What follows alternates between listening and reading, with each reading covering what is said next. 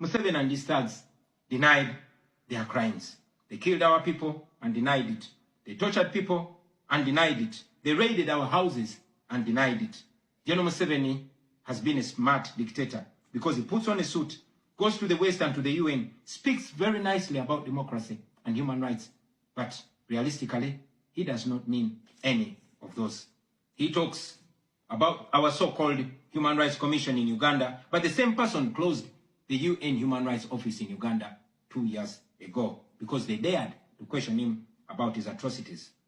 Now that is how he has been able to maintain a facade of democracy for 40 years and counting. But now Museveni is 83 years old, and his 51-year-old son, Muhoozi Kainerugaba, commands our military, the Uganda People's Defense Forces, more like Uganda's defense against his own people.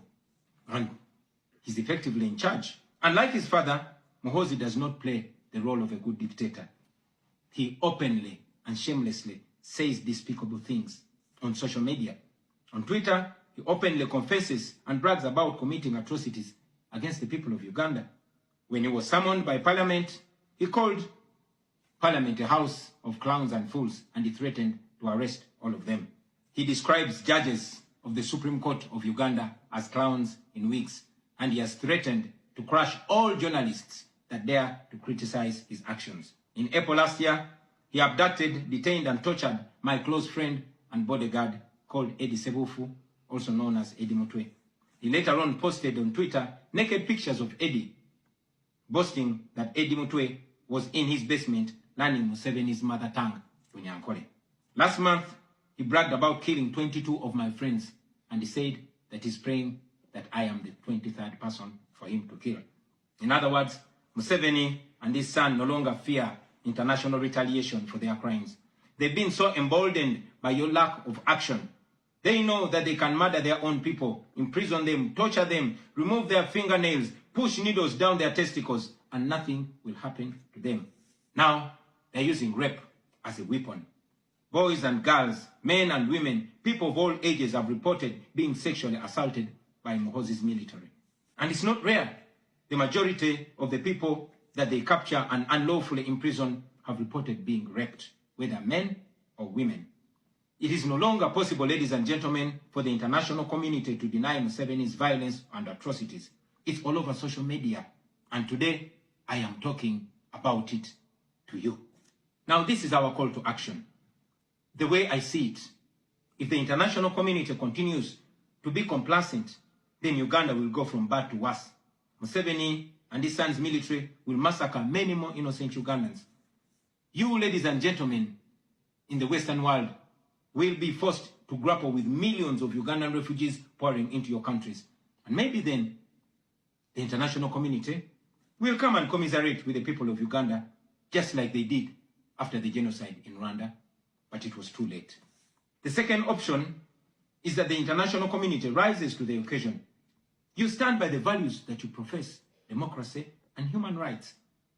You can rein in on General Museveni and his son through targeted sanctions as well as financial and legal pressures. Ladies and gentlemen, Ugandans are not seeking for pity.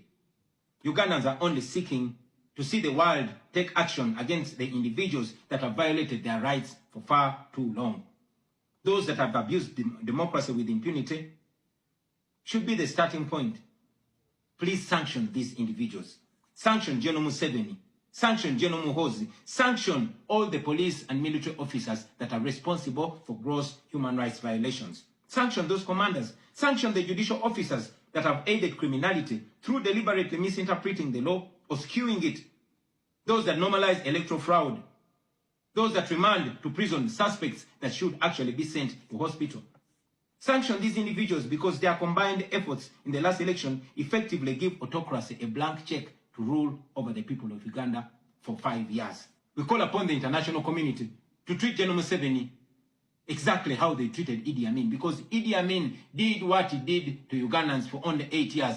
Museveni has done much worse to the people of Uganda, and it has been for 40 years and counting. Because of the inaction of the international community, Museveni's mode of dictatorship and human rights violations is being seen as acceptable in the region, and it must be stopped before it is exported to other countries in the region and in the continent. We ask the international community not to recognize Museveni's regime because it is not legitimate.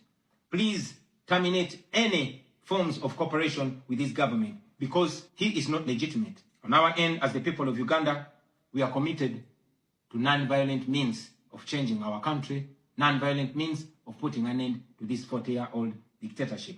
And you can be sure that the people of Uganda will sooner or later free themselves, because oppressed people cannot stay oppressed forever. With your help, friends, with the help of the international community and development partners, we can change our country. We can liberate Uganda before it is too late. I thank you for listening to me, for God and my country.